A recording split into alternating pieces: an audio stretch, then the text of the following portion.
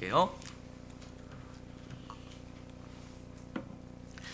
저희가 이제 매년 라오스 선교를 다녀오잖아요. 올해도 1월 달에 다녀왔어요. 다녀오고 나서 얼마 안 있어서 이제 코로나가 발생했는데, 선교를 다녀오면서 그 매년 그 라오스의 그 현지 특산물들을 조금 사와요. 선물 드릴 거. 이제까지 이렇게 주로 많이 사왔던 게 노니. 라오스의 노니가 굉장히 유명하거든요. 만병통치약 같은 느낌이에요. 노니는 여기서 사는 거하고 좀 달라요. 현지에서 사는 게. 그리고 상황버섯 또 굉장히 좋아요. 이게 물 끓여서 이렇게 먹는데 되게 좋아요. 근데 최근에 라오스에서 가장 뜨고 있는 특산물이 뭐냐면 흑생강이에요. 이게 검은 생강.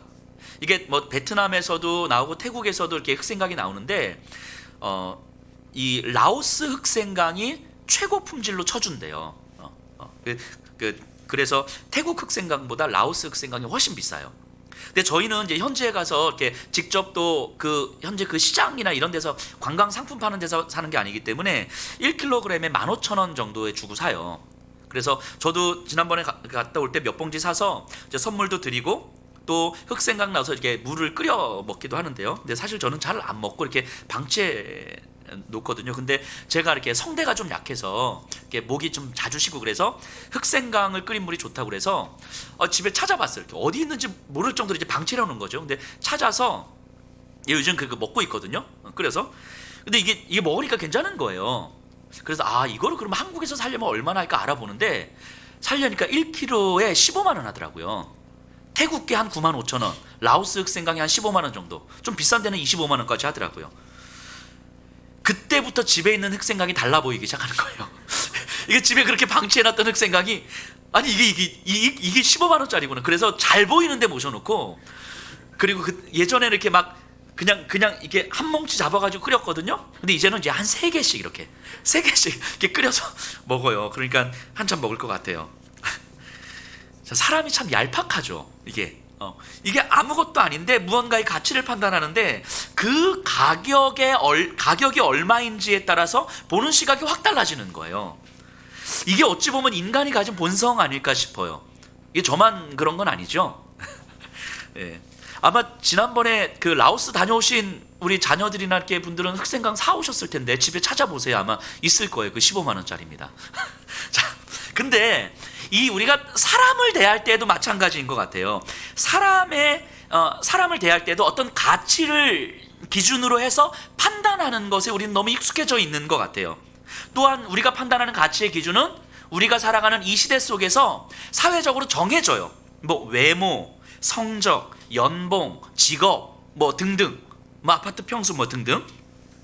그래서 이런 것들로 자신의 가치를 판단하게 되고, 그러다 보면 다른 사람을 볼 때에도 우리가 의도했던 의도하지 않던 이런 방식으로 사람을 판단하게 되는 거죠. 그래서 우리는 너무 자연스럽게 나보다 더 가치 있는 사람, 나보다 덜 가치 있는 사람을 우리는 분류하게 됩니다. 그리고 사람들은 자신이 조금 더 가치 있는 사람으로 인정받기 위해서 살아가요. 우리가 열심히 살아가는 이유가 뭐 자아실현하라고 살아가는 건 아니시잖아요. 조금 더 이 시대에서 조금 더 가치 있는 사람이 되고자 우리 자녀들에게 그렇게 공부를 시키고 대학을 가야 된다라고 이야기를 하는 이유가 뭡니까? 그래야 네가 자아실현을 할 수 있다. 뭐 이런 게 아니잖아요. 많은 경우 우리는 그래도 이 시대에서 사회적으로 인정되는 그 조금 더 가치 있는 사람이 되기 위해서 우리 자녀들을 공부시키고 뭐 등등 열심히 살아가는 거 아닙니까? 그렇기 때문에 이 시대는 너무너무 자연스럽게 가치의 기준을 가지고 차별짓기를 행하고 있죠. 너무 자연스럽게. 우리 일상 속에서도 한번 찾아보면 일단 뭐 외모, 성적, 돈 뭐 이런 것들로도 차별짓기 하지만, 뭐 어느 아파트에 사는지, 몇 단지에 사는지, 뭐 아빠 직업은 뭔지 이런 것들로 구분을 하죠. 서울 목동에 가면요, 이렇게 구체적인 지역을 얘기해도 되나? 그러니까 1, 2단지 사는 사람들하고요, 90단지 사는 사람들하고요, 학교에서 학부모들이 입김이 달라요. 1, 2단지에 사시는 분들이 훨씬 입김이 세죠. 그러다가 하이페리온에 사시는 분들이 딱 나타나면 깨갱하는 거예요. 그러니까 목동 하이페리온. 자, 어떤 아파트에 살고 몇 단지에 사는지에 따라서 사실은 사람의 가치가 달라지는 거죠. 심지어는 뭐 이런 것도 나누더라고요. 불주사를 병원에서 맞았는지 보건소에서 맞았는지 이 자국이 다르잖아요. 그러니까 유치원 아이들 보면서 너 보건소에서 맞았구나, 이게 차별짓기 되는 거예요. 어떠한 방식으로도 뭘 가지고서라도 사실은 사람들을 차별짓기 하는데 우린 너무 익숙해져 있어요. 그래야 자신의 가치가 조금이라도 더 올라간다고 생각하기 때문이죠. 학교에서 학생들이 왕따를 시키는 경우도, 왕따 현상도 사실은 차별짓기의 그 연장선에서 우리가 생각해 볼 수 있지 않겠습니까? 아이들은 자신의 가치를 힘으로 드러내고 돈으로 드러내고, 그래서 무언가를 가지고 있는 아이들을 중심으로 안정적인 친구 관계를 만들어요. 그래서 소수를 왕따를 시킬 때 죄책감이 들기보다는 안정감이 먼저 드는 거죠. 왜냐하면 이게 차별짓기 현상일 테니까. 그리고 그 소수에 들지 않기 위해서 긴장하며 애를 쓰면서 살아가는 거잖아요.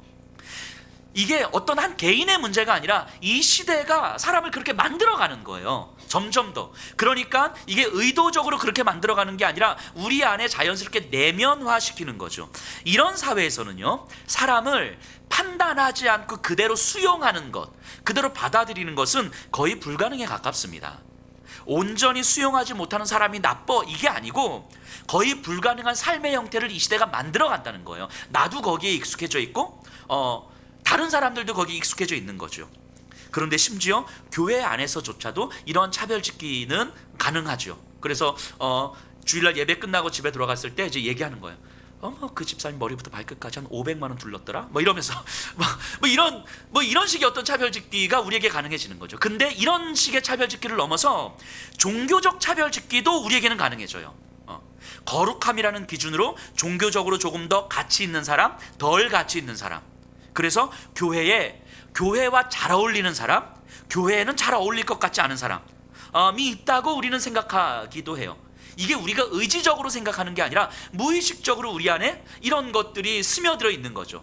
그래서 더 믿음 있어 보이는 사람, 더 가치 있어 보이는 사람, 더 하나님이 사랑할 것 같은 사람, 이런 것들이 우리에게 기준이 세워지는 거죠. 자, 차별짓기는요, 사람을 수용하는 것을 불가능하게 만들어요. 차별짓기라는 것. 근데 이걸 좀 바꿔 말하면 수용은요, 수용하는 것, 받아들이는 것은 차별짓기를 넘어서는 힘이기도 한 거예요. 차별짓기는요, 비교와 경쟁을 특징으로 하는 이 세상의 존재 방식이라면 수용하는 것은 기독교가 존재하는 방식이죠. 교회와 그리스도인들이 존재하는 방식이 수용이에요. 예수님이 우리를 수용해 주셨고 또 그의 제자들에게 말씀하셨잖아요. 너희도 이와 같이 하라. 즉 믿음이 아니면 이 차별짓기의 삶을 넘어서는 것은 거의 불가능하다고 보는 거죠.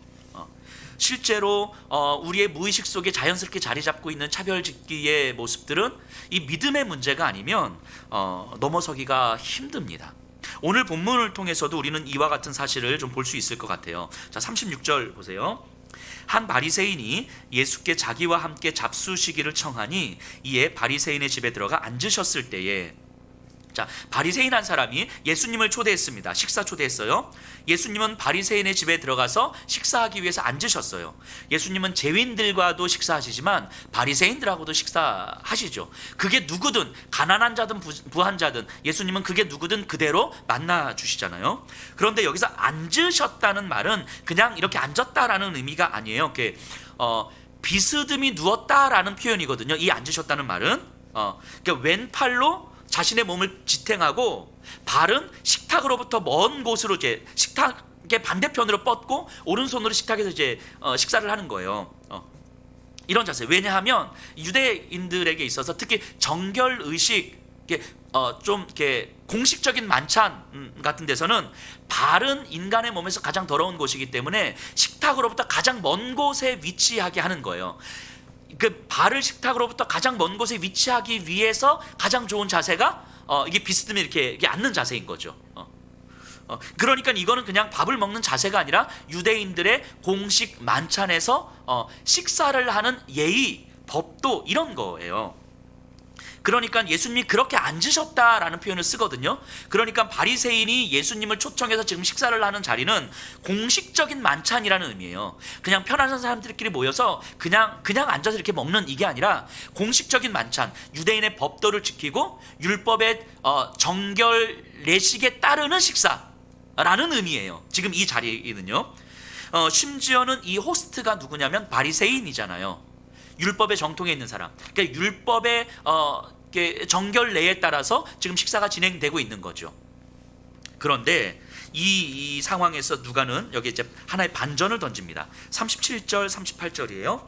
그 동네에 죄를 지은 한 여자가 있어 예수께서 바리새인의 집에 앉아 계심을 알고 향유 담은 옥합을 가지고 와서 예수의 뒤로 그 발 곁에 서서 울며 그 발을 적시고 눈물로 그 발을 적시고 자기 머리털로 닦고 그 발에 입 맞추고 향유를 부으니.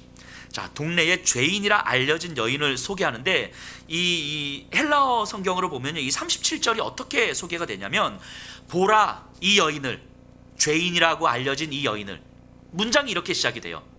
그러니까 보라 이 여인을 느낌표 땅, 이렇게 표현되는 거예요. 그러니까 이 누가는요, 이 거룩하고 종교적인 분위기, 바리새인들과 예수님이 함께 모여서 율법의 정결례에 따라서 식사를 하고 있는 엄숙한 이 분위기에서 갑자기 이 분위기와 어울리지 않는 한 여인을 집중시키는 거예요. 보라 이 여인을. 그러니까 완전히 극과 극으로 대비시키고 있는 거죠. 이 여인이 무슨 죄를 지었는지 확실하진 않은데, 한 여성이 그 작은 동네에서 모든 사람들이 알 정도의 죄인이라면, 죄인이라고 낙인 찍힌 여성이라면 몸을 파는 여성일 가능성이 크죠.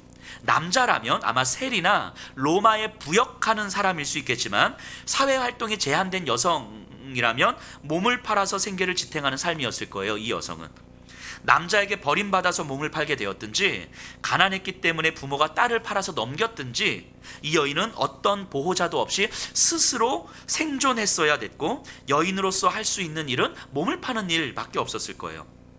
자, 바리새인의 집에서, 그것도 유명한 랍비인 예수를 초대하여서 식사하고 있는 공식적인 만찬의 자리에서, 그리고 그 동네에 있는 바리새인들이 아마 다 와 있었겠죠.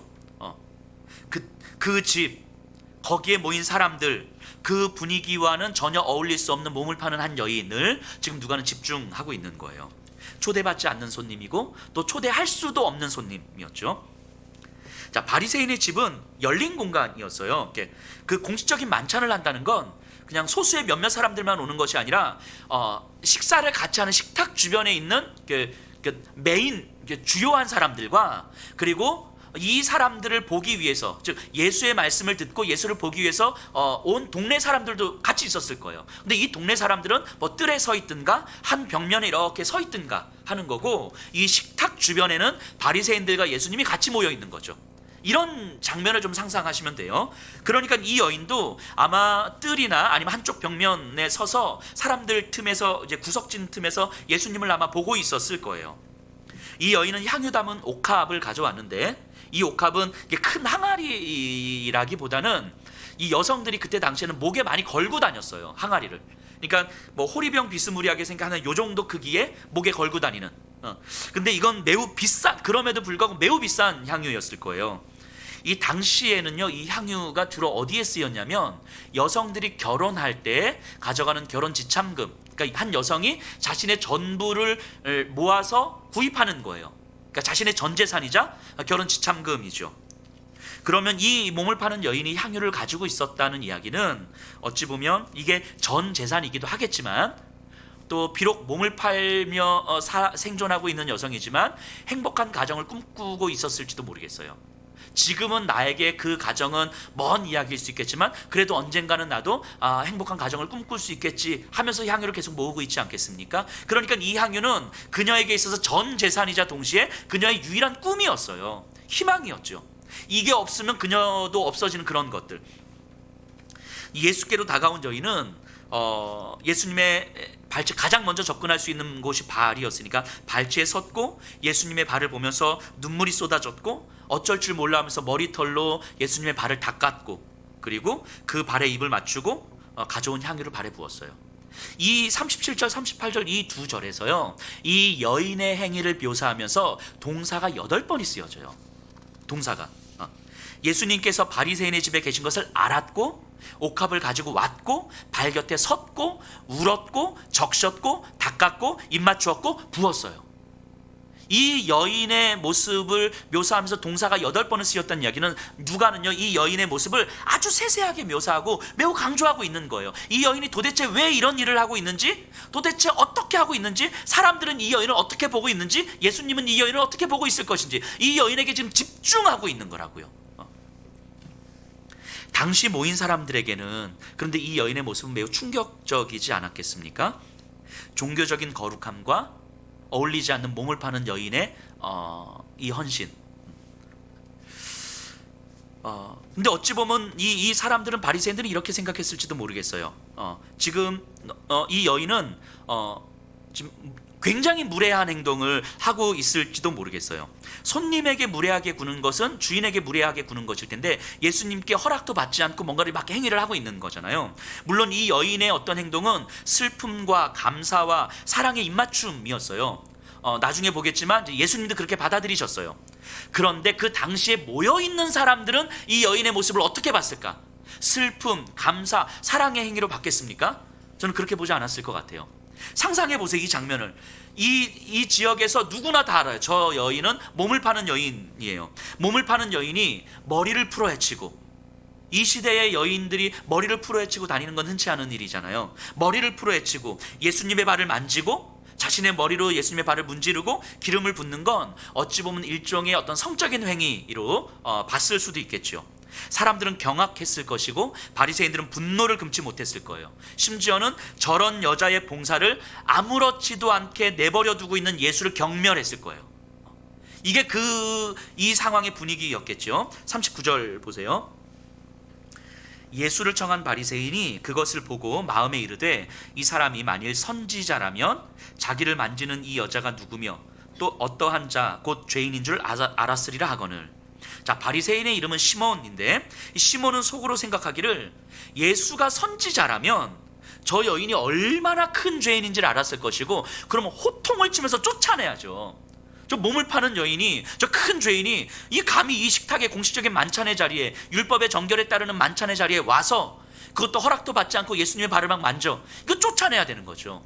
그런데 예수는 저 여인이 죄인인지 아닌지도 모르고 있고 죄인을 분별할 수도 없고, 그러니까 저 예수는 선지자가 아닌 게 분명해. 그냥 죄인들과 함께 먹고 마시면서 선지자 흉내를 내고 있을 뿐이겠구나, 이렇게 생각했을 거예요. 그리고 또 한편에서는 기분이 좋았을지도 모르겠어요, 마음으로는. 왜냐하면 사람들의 물 몰고 다니면서 영향력을 끼치는 그 예수가 궁금하기도 하고, 또 예수가 어떤 존재인지 실체를 확인하기 위해서 지금 초청해서 식사를 하고 있는데, 알고 보니까 이 선지자이기는커녕 그냥 죄인도 구분 못하는 그냥 그런 존재구나라는 생각이 들었을 테니까 이제부터 저 예수를 크게 신경 쓰지 않아도 된다고 생각했을 거예요. 이게 지금 시몬의 마음이었겠죠. 이 바리새인과 시몬과 같은 이들에게는 이런 차별 짓기는 너무 자연스러운 모습이었어요. 시몬이 이 여인을 수용한다는 것은 거의 불가능에 가깝죠. 아니, 이 바리새인들을 중심으로 한 이 사회가 이 죄인인 여인을 수용하는 것은 어려워 보입니다. 여인을 받아들이는 것 같은 그 예수님조차 사실은 여인과 같은 수준으로 판단을 하고 있는 거잖아요. 이들의 종교는, 시몬의 종교는 거룩함의 벽을 높이 세워서 누구나 쉽게 진입할 수 없도록 만들어버린 것 같아요. 자기들만의 거룩한 성을 만들어서 다른 사람들은, 이 거룩함의 기준에 부합하지 않는 사람들은 들어올 수 없도록 만든 거죠. 자, 40절 보세요. 예수께서 대답하여 이르시되 시몬아 내가 내게 이를 말이 있다 하시니 그가 이르되 선생님 말씀하소서. 자, 예수님은요 바리새인 시몬의 마음을 읽었어요. 시몬은 자신의 지식에 근거해서 예수님이 선지자가 아니라는 결론을 내렸거든요. 그런데 예수님은 시몬의 마음속에 있는 것을 파악하심으로 예수님이 진짜 선지자이심을 보여주신 거죠. 그러니까 누가는 예수님에 대한 시몬의 판단과 시몬에 대한 예수님의 반응을 교차하여 보여주심으로써 인간이 가지고 있는 신앙 지식이 얼마나 얄팍하고 얼마나 어이없을 수 있는지를 잘 보여주고 있는 것 같아요. 자, 예수님이 시몬에게 말씀하시는데요, 41절에서 43절이에요. 이르시되 빚 주는 사람에게 빚진 자가 둘이 있어 하나는 500데나리온을 졌고 하나는 50데나리온을 졌는데 갚을 것이 없으므로 둘 다 탕감하여 주었으니 둘 중에 누가 그를 더 사랑하겠느냐. 시몬이 대답하여 이르되 내 생각에는 많이 탕감함을 받은 자니이다. 이르되 내 판단이 옳다 하시고. 자, 예수님이 갑자기 한 비유를 설명하시는데요, 빚진 자 둘이 있어요. 자, 한 데나리온은 노동자의 하루 품삯이라고 보시면 돼요. 그러면 500데나리온은 500일치 예, 품삯이고 50데나리온은 50일치의 품삯이에요. 그러니까 큰 돈이죠. 근데 둘 다 빚을 갚은 능력이 안 되는 거예요. 그래서 어쩔 수 없이 감옥에 가야만 하는 거죠. 그런데 주인이 둘 다 탕감해 준 거예요.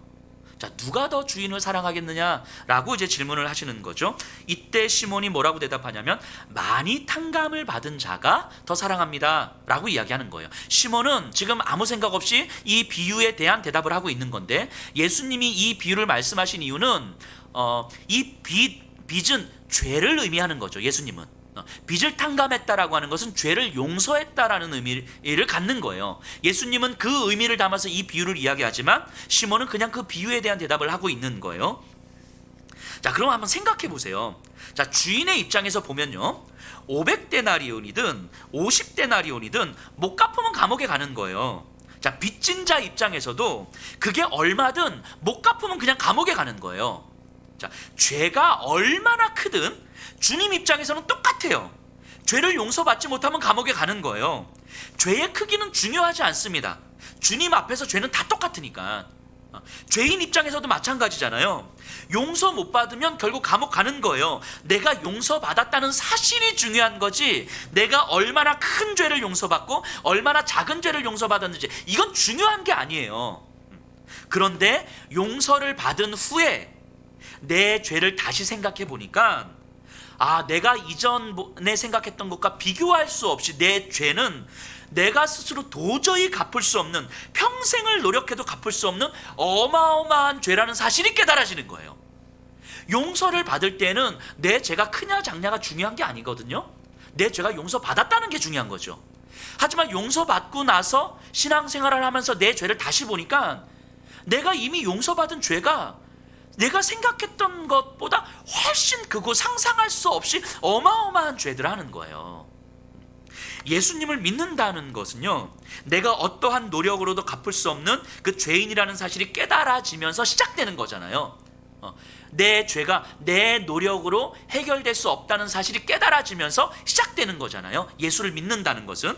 그런데 신앙생활을 하면 할수록 더 분명해지는 것은 내 죄가, 내가 이미 용서받은 죄가 사실은 내가 생각했던 것보다 훨씬 어마어마하고 더 깊고 더 추잡했던 거겠구나. 이런 죄를, 나도 미처 그 깊이를 깨닫지 못했던 이런 죄를 주님이 용서해 주셨던 거구나. 이게 받아들여지는 거예요. 이게 깨달아지는 거예요.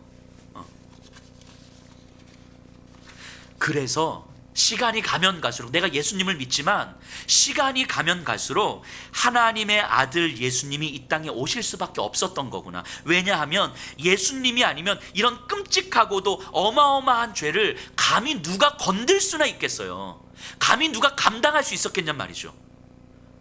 내 안에 정말 이렇게 깊고 이렇게 처참한 죄가 도사리고 있다는 사실이 가면 갈수록 깨달아지는데, 정말 이런 죄를 예수님이 아니고서 어떤 존재가 건드릴 수 있었을까 하는 생각이 깨달아지는 거예요. 이런 사실이 점점 더 깨달아지면 깨달아질수록 내가 입은 하나님의 은혜가 얼마나 큰 은혜였던지, 내가 받은 하나님의 사랑이 얼마나 큰 사랑이었던지를 다시 보게 되는 거예요. 그리고 그것이 깨달아지면 깨달아질수록 우리는 하나님을 더 사랑하게 되는 거죠. 이게 신앙생활의 여정이잖아요. 그래서 신앙생활을 하는 가운데 내 죄가 더 깊이 깨달아질수록 내가 받은 은혜가 얼마나 큰지 이루 헤아릴 수 없는 거예요. 그래서 우리가 찬양으로 고백하는 거 아닙니까? 하늘을 두루마리 삼고 바다를 먹물 삼아도 나를 향한 주님의 그 사랑은 다 기록할 수가 없다고 고백하는 거잖아요. 내가 실제로 받은 것을 세어보니까 많아서가 아니라 내 죄의 깊이가 그만큼 깊어서 앞으로 평생 살아가는 가정 속에서 10년 후 20년 후 되면 지금 느끼는 죄의 깊이보다 더 깊은 죄의 깊이를 우리는 또 깨달을 거예요. 그때 가면 내가 받은 하나님의 은혜가 얼마나 크고 놀라운지를 또 새삼스럽게 깨닫는 거죠. 그리고 그만큼 우리는 하나님을 사랑하는 거 아니겠습니까? 그래서 사도 바울이 이렇게 이야기하는 거예요. 죄가 더한 곳에 은혜가 더하도다. 내 죄의 깊이를 깨달아 알면 알수록 받은 은혜가 얼마나 큰지를 경험하는 거예요. 그러니까 하나님은요, 이미 우리에게 주실 은혜는 다 주셨어요. 다 주셨다고요. 우리가 헤아릴 수도 없고 우리가 판단 판단할 수도 없는 은혜를 이미 다 주셨어요. 우리가 감당할 수도 없는 은혜를 다 주셨어요. 하나님은 우리에게 주실 수 있는 모든 축복을 다 주셨어요. 우리에게 주신 은혜와 우리에게 주신 축복을 누리면서 살아가기에도 우리의 삶은 짧은 거예요 아마. 그런데도 우리가 더 받고 싶은 은혜가 그렇게 많고 더 받고 싶은 축복이 그렇게 많다는 건 우리가 받은 은혜가 얼마나 큰 은혜인지 그 깊이를 아직 헤아리고 있지 못하다는 증거 아니겠습니까? 그런데 바리새인 시몬은 이 이치를 지금 깨닫지 못하고 있는 거예요. 그는 여전히 하나님 앞에서 큰 죄인이 있고 작은 죄인이 있다고 믿고 있는 거예요. 그러니까 모든 사람은 하나님 앞에 죄인일 수 없는데 자기는 작은 죄인인 거예요. 그래서 작은 죄인이기 때문에 하나님으로부터 은혜를 받을 만한 존재고, 저 여인은 큰 죄인이기 때문에 하나님의 벌을 받아야 되는 존재인 거예요. 죄의 특성이 바로 이런 거 아닙니까? 죄의 특성은 죄의 경중을 따져요. 그래서 큰 죄가 있고 작은 죄가 있는 거죠. 나는 상대적으로 작은 죄를 지은 죄인이기 때문에 하나님께 더 은혜를 받을 만한 거예요. 하지만 저 사람은 더 큰 죄를 지어서 하나님께 벌을 받아야 하는 거예요. 나는 작은 죄인이기 때문에 이 교회에 어울리는 사람이에요. 하나님의 교회에 어울리는 사람이야. 하지만 저런 종류의 사람, 저런 하나님의 진노받아 마땅한 저런 종류의 사람은 교회에 어울릴 수 없는 사람인 거예요. 오면 안 되는 사람인 거죠. 이런 게 일종의 차별짓기죠. 종교적 차별짓기, 거룩으로 차별짓는 것이고 신앙으로 차별짓는 것이죠. 이게 죄의 특성이에요. 이게 예수님은 바리새인 시몬의 이런 특성을 잘 알고 계시는 거예요. 그래서 시몬의 이해할 수 있는 언어로 이 비유를 말씀하신 거예요. 하지만 시몬의 사고방식을 뒤집으려고 하시는 거죠. 시몬의 입을 통해서 뭐라고 고백했어요? 탕감을 많이 받은 사람이 더 사랑합니다. 이제 이 대답을 가지고 이제 죄의 문제로 가지고 오려고 하는 거예요. 예수님은. 자, 44절에서 47절이에요. 그 여자를 돌아보시며 시몬에게 이르시되 이 여자를 보느냐? 내가 내 집에 들어올 때 너는 내게 발 씻을 물도 주지 아니하였으되 이 여자는 눈물로 내 발을 적시고 그 머리털로 닦았으며 너는 내게 입맞추지 아니하였으되 그는 내가 들어올 때부터 내 발에 입맞추기를 그치지 아니하였으며 너는 내 머리에 감람유도 붓지 아니하였으되 그는 향유를 내 발에 부었느니라. 이러므로 내가 내게 말하노니 그의 많은 죄가 사하여졌도다. 이는 그의 사랑함이 많음이라. 사함을 받은 일이 적은 자는 적게 사랑하느니라. 자, 44절을 보세요. 여자를 보시면서 시몬에게 이야기하는 거예요. 이게 무슨 의미입니까? 시몬에게 말하는데 이 여인의 행동에 대해서 시몬에게 뭔가 일깨워 주는 거예요. 이 말하는 대상은 시몬이란 말이죠. 시몬은 이제까지 어떻게 생각했어요? 이 여인은 큰 죄를 지었기 때문에 하나님께 벌을 받아 마땅한 자. 하지만 예수님은 큰 죄를 지었기 때문에 더 큰 은혜를 받는 자. 이렇게 지금 논리를 끌고 가려고 하시는 거예요. 그래서 시몬에게 너는 이 여인의 행동을 어떻게 보느냐라고 묻고 있는 거죠. 자, 당시에는 신발이 이게 샌들 같은 거기 때문에 발에 먼지가 많습니다. 또 팔레스타인 땅 자체가 되게 먼지가 많은 곳이기도 하고 공식 만찬에 초대할 때에는 하인을 시켜서 물을 떠다가 발 씻을 물을 주는 것이 예의였어요. 하지만 시몬은 예수님께 발 씻을 물을 주지 않았습니다. 공식 만찬으로 초대는 했지만 예수님을 존경하거나 예수님을 귀한 분으로 생각하지 않았다는 거예요. 그저 호기심에 또 예수님의 실체를 파악하고자 초대했을 뿐인 거죠. 그런데 이 여인은 자신의 눈물로 발을 닦고 머리카락으로 닦고 있는 거예요. 예수님은 시몬에게 물어보시는 거죠. 누가 더 나를 사랑하는 것이냐. 자, 또 손님이 오면 반가움으로 입을 맞춰요. 그런데 시몬은 입맞춤도 없습니다. 예수님이 그렇게 반가운 손님이 아니었다는 거죠. 하지만 이 여인은 입을 맞춰요. 그것도 자신의 발에 반가움을 넘어서 감사와 사랑과 겸손의 입맞춤 아닙니까? 야, 시몬, 너와 이 여인 중에서 누가 더 나를 사랑하는 것이냐 묻는 거죠. 또 귀한 손님이 오면 감람유를 머리에 붓습니다. 당신은 나에게 너무 귀한 분이십니다. 이런 의미거든요. 그런데 시몬은 그런 얘기가 전혀 없었어요. 하지만 여인은 자신이 비록 몸을 팔아서 모은 향유이지만 자신이 가진 전부 그리고 자신이 가진 유일한 소망, 이 향유를 예수님의 발에 부었습니다. 내 모든 것을 드릴 만큼 당신은 나에게 소중한 분입니다. 라는 여인의 고백이죠. 예수님은 시몬에게 말씀하시는 거예요. 누가 더 나를 사랑하는 것이냐. 이 여인은 많은 죄를 지었어. 네가 말한 것처럼, 네가 생각하는 것처럼 큰 죄인이야. 큰 죄인이기 때문에 그 죄가 용서받았고 그렇게 그녀는 더 많이 사랑하는 거라고 말씀하시는 거예요. 자, 시몬은요, 큰 죄인이기 때문에 뭘 생각하냐면 큰 벌을 받아야 된다고 생각하는 거예요. 하지만 예수님은 큰 죄인이기 때문에 뭘 생각하냐면 큰 은혜를 받을 수 있다고 생각하는 거예요. 그래서 큰 사랑을 가질 수 있는 것이라고 말씀하시는 거죠. 시몬은 자신은 작은 죄인이기 때문에 은혜를 받을 만하다고 생각하지만 예수님은 스스로 작은 죄인이라고 생각하기 때문에 너에게 임한 은혜가 작다고 이야기하는 거예요. 시몬과 예수님의 시선의 차이가 느껴지시나요? 시몬에게 있어서 죄는 벌하고 연결이 됩니다. 벌. 하지만 예수님에게 있어서 죄는 은혜와 연결이 돼요. 시몬에게 있어서 죄의 반대는 덕이에요. 덕. 죄의 반대는 덕. 그래서 어떻게 죄를 짓지 않으면서 경건한 생활을 할 것인가. 그래서 죄를 짓지 않으려고 노력하고 경건한 생활, 거룩한 생활을 하기 위해서 노력하고 있었던 거예요. 이게 시몬의 종교였어요. 하지만 예수님은 달랐습니다. 예수님에게 있어서 죄의 반대는 뭡니까? 덕이 아니라 믿음이죠. 믿음. 바리새인들과 시몬은 자신들은 덕이 넘치는 사람이었어요. 하지만 여자는 덕이라고는 전혀 없는 죄인일 뿐이죠. 이들은 덕이 있는 존재가 됨으로써 자신은 죄인의 범죄를 피할 수 있다고 생각했어요. 그리고 이런 노력은 평생을 하나님께 자신의 덕을 보여주는 소위 말해서 선행 성적표를 유지하기 위해서 애를 쓰게 되는 거죠. 하지만 역설적이게도 이것은 자기의라는 죄를 짓게 되는 거예요. 이게 바리새인과 시몬의 종교죠. 자기의라는 죄를 짓게 되면서 다른 사람을 비난하고 흠을 찾게 되는 거예요. 차별짓기라는 죄에 빠지게 되는 거죠. 이들은 죄가 무엇인지 알지 못하고 있는 거예요. 죄가 뭔지 모르기 때문에 내가 덕을 세움으로 이 죄를 덮을 수 있다고 생각하는 거예요. 아니, 덕을 세움으로 죄를 피할 수 있다고 생각하는 거예요. 내가 얼마나 하나님 앞에 경건하고 거룩한 삶을 살아가느냐에 따라서 내가 죄로부터 얼마든지 피할 수 있다고 믿고 있는 거죠. 이들은 죄가 뭔지 알지 못해요. 로마서 14장 23절에 보면 이렇게 말씀하시죠. 믿음을 따라 하지 아니하는 모든 것은 다 죄니라. 죄의 반대는요, 덕이 아니에요. 죄를 짓지 않기 위해서 덕을 쌓고 거룩함과 경건함을 하기 위해서 이게 아니에요. 죄의 반대는 믿음이죠. 믿음. 모든 죄는 완전하신 하나님 앞에서 저지르는 것이라는 것을 우리가 알면 덕으로, 경건으로 죄를 피해갈 수 없다는 것을 깨닫게 돼요. 우리가 아무리 경건한 삶을 산다 할지라도 하나님 앞에서 죄인이라는 사실이 변치 않아요. 하나님이 이미 우리를 용서해 주신 그 죄가 어마어마하게 깊고 정말 엄청나다라는 사실이 변하지 않아요.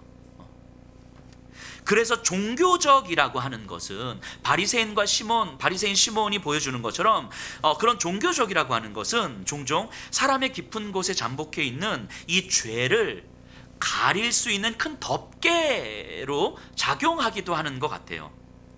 그래서 이 종교적인 인간이 되는 것은 내가 마치 죄인이 아닌 것처럼 살아가게 만드는 거죠.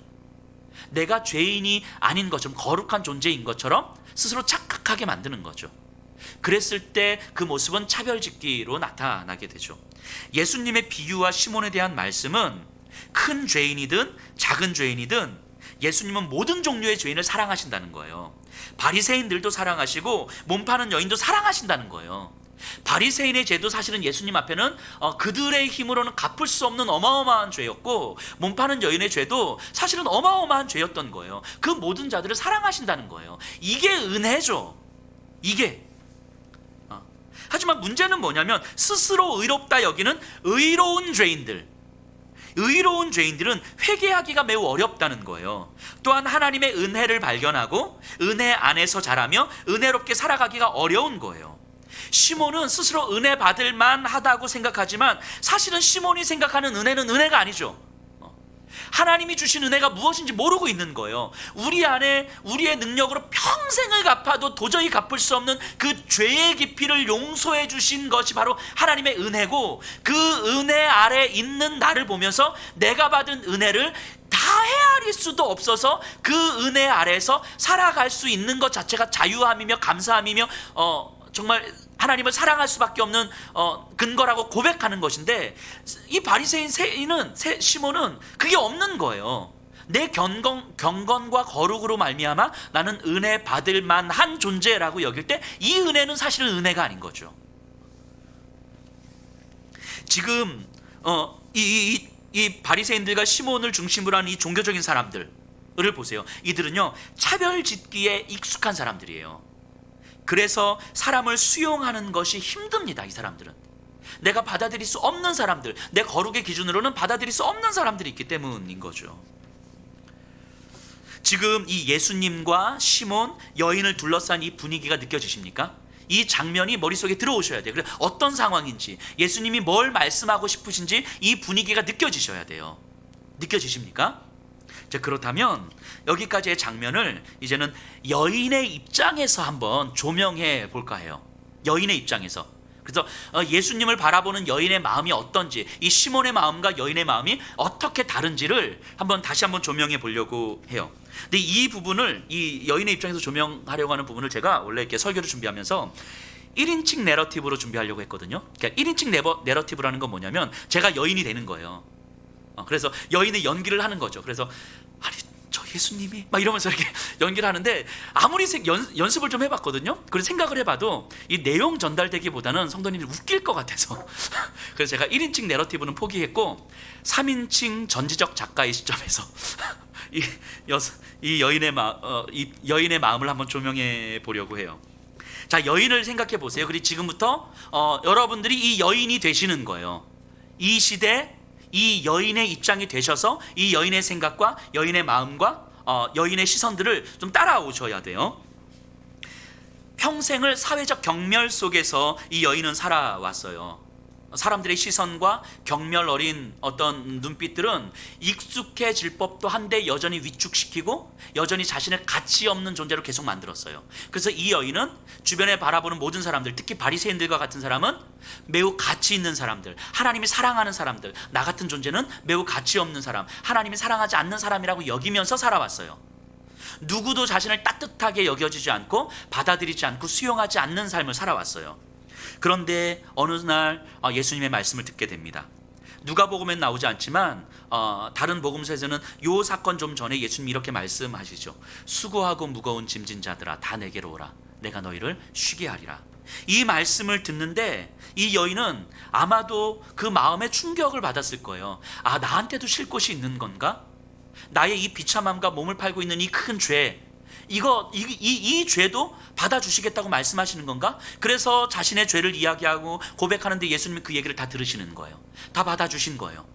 아마 이 여인을 따뜻하게 위로하고 안아주고 너의 죄 나한테 다 맡기라고, 그리고 내 안에서 쉬면 된다고, 너에게 참된 쉼이 이제부터 있을 거라고 말씀하시는데 그 말씀이 믿어지고 그 말씀이 내 마음을 울리고 내 마음을 채우는 거예요. 아, 나에게도 쉴 곳이 있구나. 내 죄가 용서받았다는 것이, 내 죄가 받아들여졌다는 것이, 내 존재가 받아들여졌다는 것이, 아, 이게 구원인가?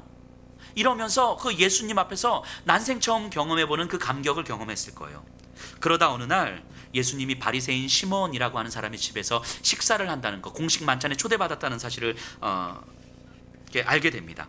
바리새인의 집이었고 동네의 모든 바리새인들이 모이는 곳이었어요. 이 여인은 자신이 갈 수 있는 곳이 아니라는 걸 알아요.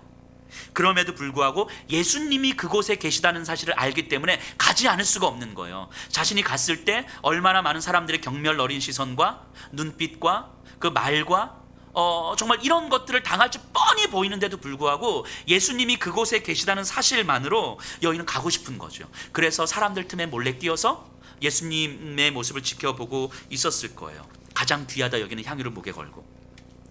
그런데 예수님이 집에 들어오시고 식사를 하는데 집 주인인 시몬이 우리 주님을 너무 무시하는 거예요. 이 여인이 바라보는데 이 시몬은, 저 바리새인이 우리 주님을 너무 무시하고 있는 거예요.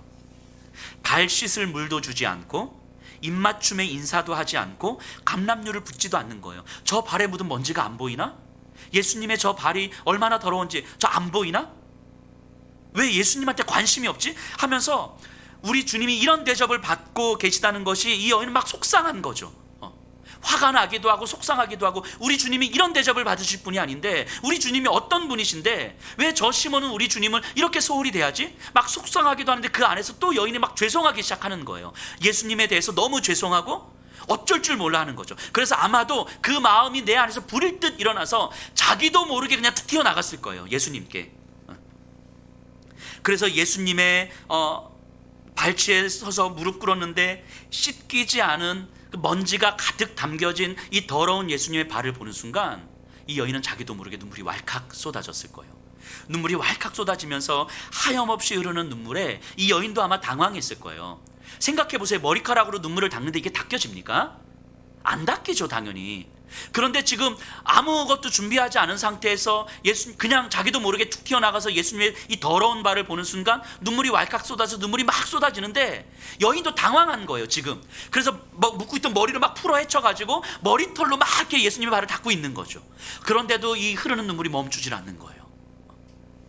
그래서 이 예수님의 발을 만지면서 막 흐느껴 울면서 소리내서 울면서 예수님의 발에 입 맞추고, 너무너무 이 귀한 발이, 이 주님의 이 발이, 근데 이 발이 안 보이냐고, 이 더러운 발이 안 보이냐고 하면서 울면서 예수님의 발에 입을 맞추고, 그리고 자신이 평생 모아왔던 이 향유를 목에서 꺼내서 향유를 붓는 거죠.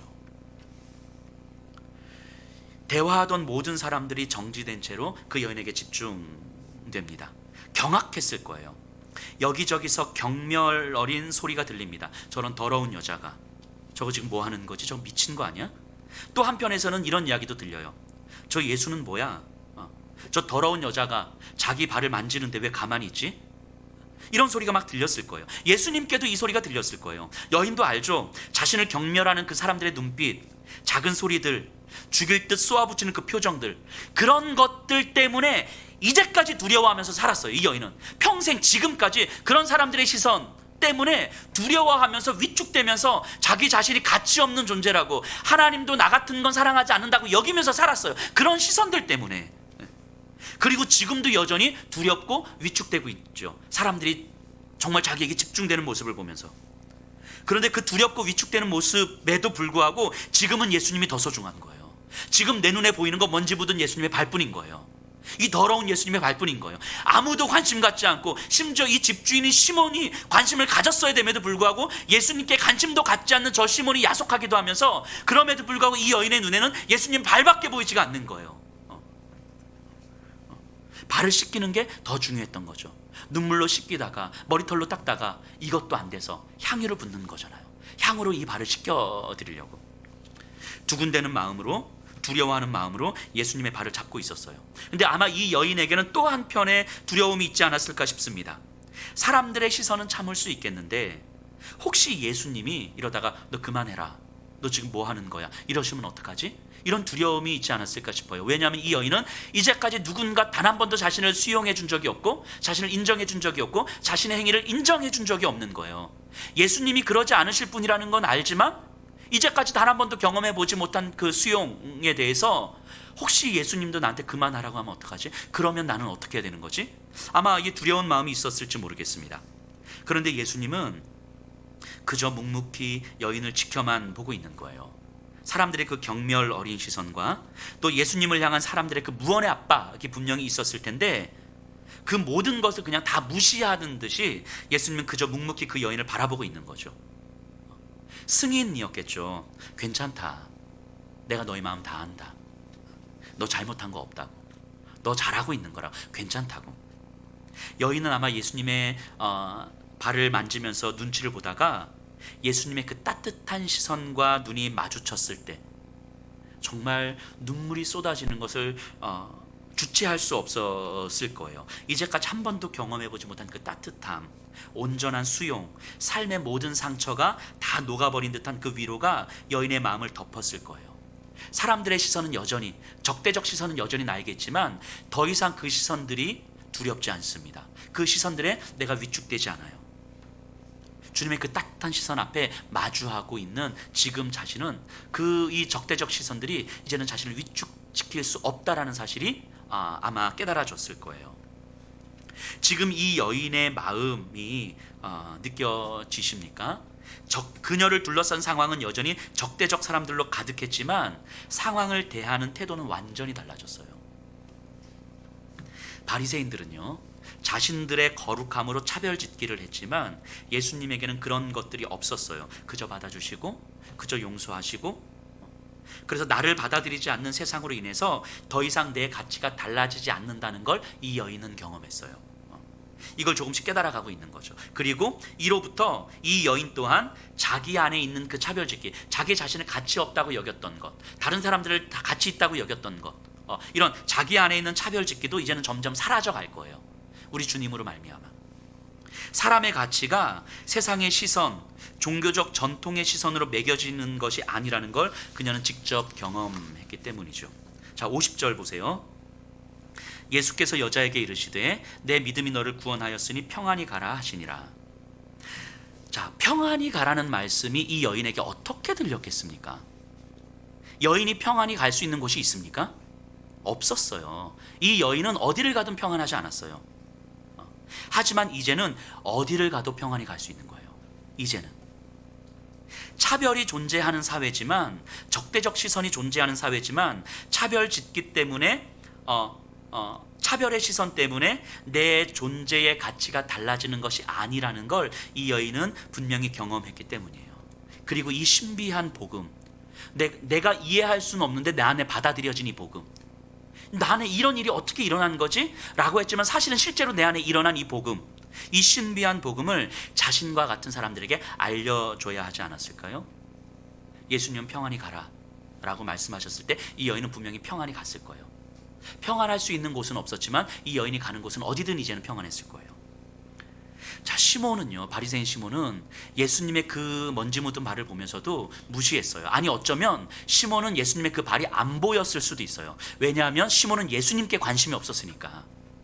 예수님한테 관심이 없었으니까 예수님의 그 더러운 발이, 먼지 묻은 발이 안 보였을 수 있어요. 하지만 이 여인의 관심은 오로지 예수님이셨어요. 이 시몬에게 예수님은 내 평생 만나는 수많은 랍비들 중에 한 사람이었을지 모르겠지만 이 여인에게 예수님은 평생의 한 사람이었어요. 내 평생의 유일한 한 사람. 그러니까 이 여인은 예수님께 관심을 갖고 예수님의 머리부터 발끝까지 관심을 갖는 것이고 그것밖에 안 보이는 거예요. 그러니까 예수님의 먼지 묻은 발이 보일 수밖에 없는 거예요. 저 더러운 발이 보이는 거예요. 그런데 아무도 저 더러운 발을 씻겨주질 않아. 아무도 저 더러운 발에 관심을 갖지 않아. 내 마음이 너무 죄송하고 내 마음이 너무 속상하고, 우리 주님이 저렇게 소홀히 여김을 받고 우리 주님이 저런 대접을 받으셔야 되나? 내 마음에 막 불이 듯 일어나는 거예요. 그래서 나도 모르게 튀어나가서 예수님의 발을 붙드는데 내 안에 주체할 수 없는 눈물들이 나오는 거죠. 이 더러운 발을 보는데, 이 주님의 피 흘리는 십자가를 보는데 아무도 관심을 갖지 않아. 주님이 왜 십자가에서 저렇게 피 흘리시는지 아무도 신경을 쓰지 않아. 왜 저렇게까지 하셨어야만 됐는지 교회 안에 있는 사람들이 전혀 신경을 쓰지 않아요.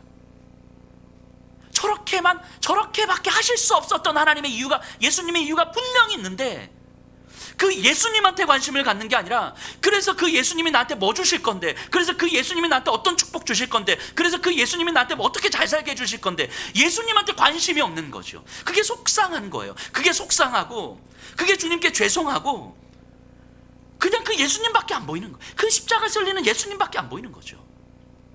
그 나도 모르게 나가는 거잖아요. 그 발을 붙들고 나도 모르게 눈물을 흘리는 거죠. 내 평생의 소원이었고 내 평생 모아놨던 그 향유, 나에게 유일한 것이었던, 내 전부였던 그것을 그 예수님의 피 흘리시는 발 위에 쏟아내는 거 아닙니까? 주님은 내 평생에 모은 그것보다 훨씬 더 귀한 분이시라고. 이게 이 여인의 모습 아닙니까? 어쩌면요, 이 죄인인 여인이 우리이기도 하지만 바리새인 시몬이 또한 우리일지도 모르겠어요. 거룩함으로 차별짓고 있는 모습이 우리이기도 하지만 또 한없이 위축되고 불안하고 두려워하는 모습이 우리일지도 모르겠어요. 예수님은 위축되고 불안해하는 우리를 은혜로 안아주시는 분이시죠. 또 우리가 수용할 수 없을 것 같은 사람들, 저런 사람들은 교회에 오면 안 될 것 같은 그런 사람들도 우리를 수용해 주시는 것처럼 동일하게 수용해 주시는 분이 또 우리 주님이시죠. 그거를 지금 예수님은 시몬에게 보여주고 있는 거잖아요. 말해주고 있는 거잖아요. 그리고 우리에게 말해주고 있는 거잖아요. 교회는요, 이 죄인인 여인과 같은 자들이 모이는 곳이에요. 그 저와 여러분들은 바로 이 여인 아닙니까? 이렇게 받아들여진 사람들 아닙니까?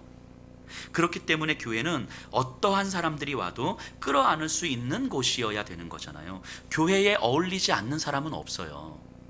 누가 감히 그 기준을 정합니까? 저런 사람은 교회에 오면 안 되는 사람, 저런 사람은 교회에 어울리지 않는 사람, 누가 감히 이 기준을 정합니까? 우리의 생각 속에 혹시 있으면 안 될 것 같은 사람, 아니면 있으면 안 될 것 같은 그런 부류의 사람들이 혹시 떠오릅니까? 하지만 교회에 어울리지 않는 사람은 없습니다. 내가 교회에 어울리는 사람이라면, 주님이 나를 받아주셨다면 주님이 받아들이지 못하실 사람이 없는 거예요. 나 같은 것도 받아주셨는데 주님이 누구를 못 받아주시겠습니까? 그리고 우리에게 주님은 평안히 가라고 말씀하시는 거예요. 평안히 가라고.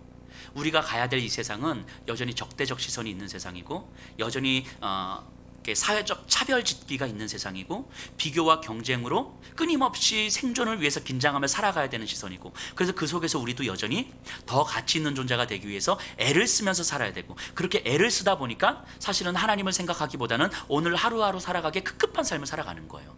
나도 모르게 우리 주변의 사람들을 차별짓기하고 있어요. 우리가 살아가야 될 세상은 그런 곳입니다. 그래서 우리가 평안히 갈 곳이 없어요. 우리가 어디를 가든 평안할 곳이 없습니다. 하지만 주님은 평안히 가라고 말씀하시는 거예요. 그 따뜻한 시선과 마주한 우리를 바라보면서 온전히 나를 수용해 주신 주님의 그 따뜻한 시선과 우리가 마주하심으로 우리를 평안히 가라고 말씀하시는 거죠. 그래서 우리가 가는 그곳에서 어느 곳이든 평안할 수 있는 거죠. 우리 안에 주님의 그 시선과 주님의 사랑과 우리가 받은 은혜와 이 복음이 있기 때문에, 이게 우리 그리스도인들 신자의 삶이어야 되지 않겠습니까? 매일매일 주님 발 앞에 엎드려야 되는 거잖아요. 매일매일 우리는 내가 가치 없는 존재라고 여기면서 살아가요. 그래서 주님 발 앞에 엎드렸을 때 주님은 그런 나를 괜찮다고, 네가 잘못한 거 아니라고 말씀해 주시는 거잖아요. 그 흙먹은 주님의 발을 보면서, 피 흘리시는 주님의 십자가를 보면서, 세상은 그 주님의 십자가를 멸시하고 있는데, 심지어 이 교회 안에 많은 교인들조차 그 주님의 십자가를 멸시하고 있는데, 주님의 십자가의 의미를 다 무시하고 있는데, 주님으로부터 뭘 받을까만 기대하고 있는데, 근데 적어도 나한테는 예수님이 보이는 거예요. 예수님으로부터 받을 그 무언가가 아니라 예수님이 보이는 거예요. 예수님의 먼지 묻은 말이 보이는 거예요. 예수님의 피 흘리신 십자가가 보이는 거예요. 다른 게 안 보이고. 그래서 튀어나가는 거잖아요. 엉엉 우는 거잖아요. 그리고 거기서 주님의 따뜻한 시선을 보는 거잖아요. 거기서 나를 안아주시는 주님의 마음을 품는 거잖아요. 그리고 거기서 우리는 이 세상에 다시 평안을 선포하는 자로 가는 거 아니겠습니까? 우리가 이 죄인인 여인임을 기억하십시다. 우리 교회가 이 죄인인 여인들이 모여있는 곳임을 기억하십시다.